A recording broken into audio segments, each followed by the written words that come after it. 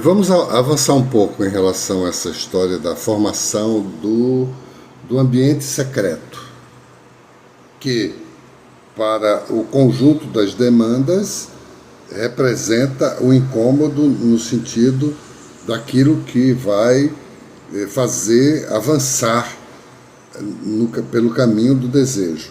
E no caso do uso disso pelo partido dominante no eu ou na sociedade, representa uma espécie de uso indevido dessa parte da mente humana.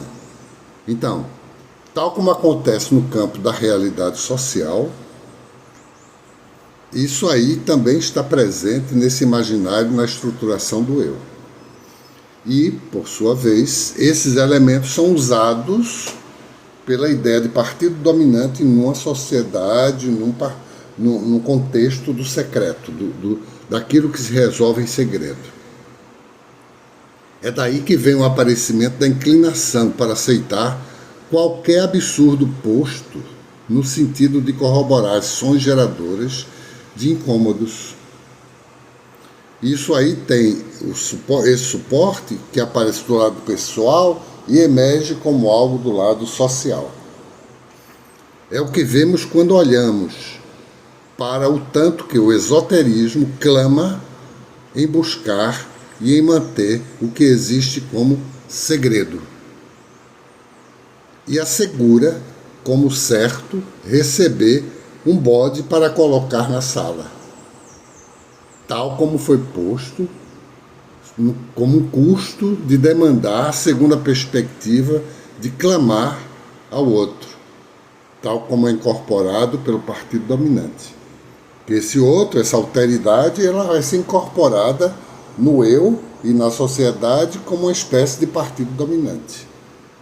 Então vejamos o convívio, tanto visto de fora como de dentro, no que foi posto como um caminho que se constituiu numa conhecida polícia secreta do governo alemão nazista, tal como se autodesignou como a verdade do governo, cuja formatação tinha como força a condição autoexplicativa. Ela não dava razão de ser da sua existência. É um termo muito conhecido, né? A figura da Gestapo. As duas primeiras letras, GE, vem de Geheim. As três letras do meio, STA, vem de Stats. E PO vem de Polícia Secreta do Estado, Gestapo. Ao se dirigir ao outro, que o partido dominante faz uma autodesignação e faz uso de uma forma autoexplicativa, tem aí o encontrado como o segredo, Geheim, e não vincula o que é posto por Freud como o incômodo, pois é a exata posição contrária. Ou seja, é o uso de algo existente na mente humana, mas que vem exatamente pela gnose ao longo de muitos anos, né, centenas de anos, vem com a gnose, e usar isso para constituir no eu e na sociedade essa ideia do partido dominante.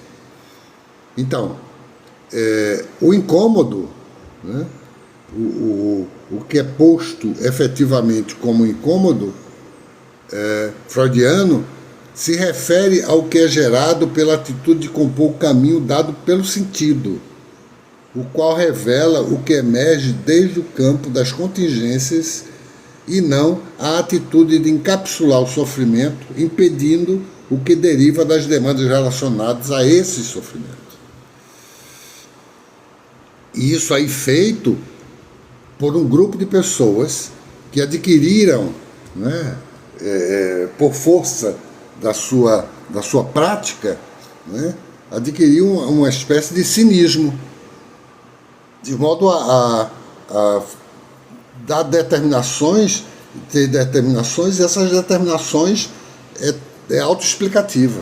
Você não precisa contra-argumentar. Quer dizer, às vezes a pessoa pergunta, mas como é que esse governante ele vai e ele tira das pessoas mais necessitadas valores para poder usufruir disso com os seus. Como é que é feito isso? Como é que uma decisão é tomada nesse sentido, que é exatamente o oposto do que a sociedade precisa? É porque isso é originário dessa atitude cínica, assumida por toda essa perspectiva colocada pelo partido dominante. Então, o homem que vai em busca do que sinaliza uma função de alteridade fica estacionado em sua revolta apenas quando o outro retira a exigência do superior, bode na sala, enfatizando o que indica o repúdio promovido pelo secreto ou incômodo, como matéria que aponta para o além do princípio do prazer.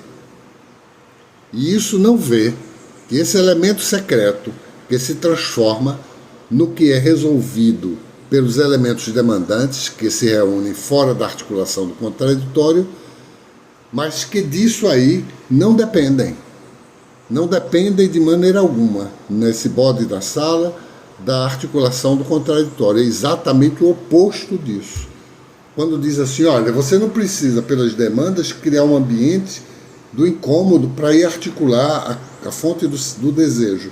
Porque nós já capturamos esse elemento do estranho ou do incômodo e colocamos aqui como um dos setores ou uma das salas, né, em que nós encontramos precisamente a ideia da dominação, né, social e pessoal, e apenas transmitindo para vocês o que é qual é o resultado disso. Então aí vocês veem, por exemplo, o que disso tem boa parte da obra de Franz Kafka, quando ele diz assim, olha, no Processo, por exemplo, né, em que ele diz que por mais que a pessoa vá em busca desse lugar secreto, esse lugar está fora dela, não tem acesso a isso. Todos os elementos do contraditório, das contingências de sua vida, não conseguem atingir esse elemento do secreto. E isso nós vamos ver com mais detalhe. Mas por conta desse modo de operação pessoal e social, as pessoas tendem a enfatizar o que é o outro domínio secreto, o que segue o caminho esotérico, recebendo o aceno do superior como algo absolutamente esperado para se esconder da ação mais voraz de uma polícia secreta do Estado. É o contrário, como estamos sempre dizendo, de As Confissões de Santo Agostinho, naquilo que traz uma espécie de travessia pela alma de um homem e que afirma o sentido trazido pelas palavras, mesmo sob a inquietação que sentia no impulso do que não sabia, nem vai saber nomear. Por conta disso, pode ser visto a gravação na carne de não poder não pecar, como diz Santo Agostinho, transformado ao estar diante de Cristo, porque diante de Cristo a pessoa pode poder não pecar.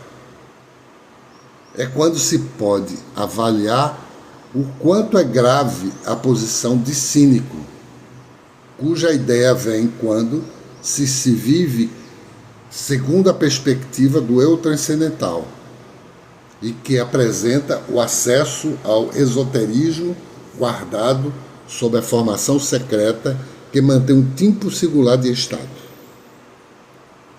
A alteridade em estar diante de Cristo, cuja formação aponta para a escolha, pecar, não pecar, e não para propor um tipo de submissão ou servidão pela valorização esotérica do segredo, que é mantido pelos sentidos pela neurose, conflui com o que é dado por essas confissões, elevando o valor de uma relação com o dado recorrente à instalação da falta do grande outro.